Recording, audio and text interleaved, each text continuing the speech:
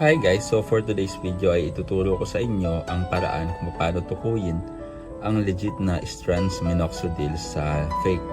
So sa inyong palagay, saan kaya dito sa kaliwa o sa kanan ang tunay at fake? Mag-comment kayo dyan sa baba ng inyong sagot. So sasabihin ko na sa inyo kung saan yung tunay at saka yung fake. So kung ang sagot nyo sa tunay ay itong sa kaliwa, ay tama kayo. So sa physical na lagayan pa lamang ay mapapansin nyo na agad may pagkakaiba silang dalawa. Etong sa kaliwa, etong tunay ay boxy yung kanyang shoulder. Ito, makanto. Samantalang itong sa fake is rounded. Kitang-kita nyo naman. Boxy, rounded. Yan. And yung pagka yung guhit-guhit niya dito sa kanyang ulo, dito banda, mas malalaki to kaysa dito, mas pino dito sa fake. So other than that ay ito po mapapansin nyo, yung lettering dito ng mga nakasulat sa kanyang label ay malilinaw, bold letters.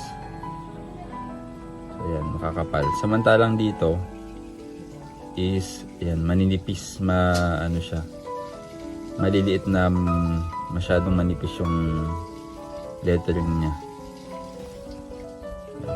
Nakita naman, di ba? Makapal, manipis.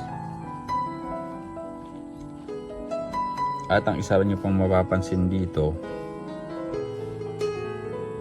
ay itong, although meron silang parehas na parang seal, authentic seal, is may pagkakaiba din dyan. Ang pagkakaiba nila ay itong sa legit ay kapag tinilt-tilt mong ganyan, basa mo pa rin tong strands.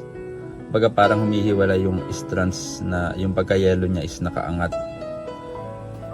Unlike dito na parang naka-blend lang siya dun sa buong bilog. So parang hindi mo siya masyadong mabasa, hindi siya humihiwalay. Yung pagkadilaw niya ay maputla. Unlike dito, yan, matingkad yung sulat ng strands niya. So yun lang naman so far yung pinaka physical sa bote ng legit at saka ng fake. Pagdating naman sa laman ay ang fake, ito sa kanan ay para siyang tubig lang, samantalang itong tunay is medyo may pagka yellowish siya, medyo may pagka darkish yellowish, at yung consistency ng fake is parang tubig lang. Samantalang ang tunay, ito sa kaliwa, ay parang oil base siya, medyo malagkit siya, unlike dito na parang tubig lang talaga. And sa amoy naman, sobrang bango nitong peke, samantalang itong tunay is halos wala siyang samantalang itong tunay ay parang halos wala siyang amoy. So yun lang naman. At ito, pagka itong peke, pagka pinahid mo siya sa yung balat, yung pagkabango niya is magiging mabaho. So yun lang naman yung pagkakaiba nila.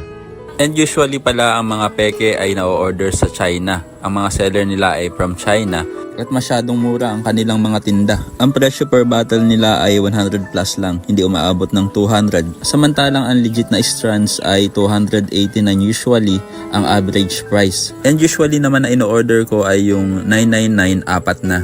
So yan lang po, ingat po tayo sa mga fake strands minoxidil dahil ang minoxidil po ay napaka-effective. 4 years ko na po siyang ginagamit kaya alam ko na po ang peke sa legit. Kung natulungan ka po ng video na ito ay paki-like and share at paki-subscribe na din po. Thanks for watching and see you next time. Bye-bye!